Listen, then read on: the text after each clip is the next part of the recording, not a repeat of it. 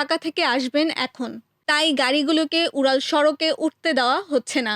Sir, গাজীপুরে ঢুকলেই ঢাকাগামী উড়াল সড়ককে সব ধরনের গাড়ি চলাচলের জন্য উন্মুক্ত করে দেওয়া হবে। এই বিষয়টি উঠে এসেছে পুলিশের এক অভ্যন্তরীণ প্রতিবেদনেও।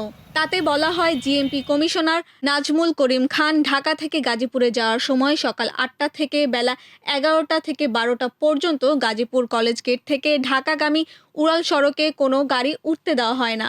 আবার রাতে জিএমপি কমিশনার যখন তার কর্মস্থল গাজীপুর থেকে ঢাকার গুলশানের বাসায় যান, তখন উড়াল সড়কে গাজীপুরমুখী লেনে কোনো যানবাহন উঠতে পারে না।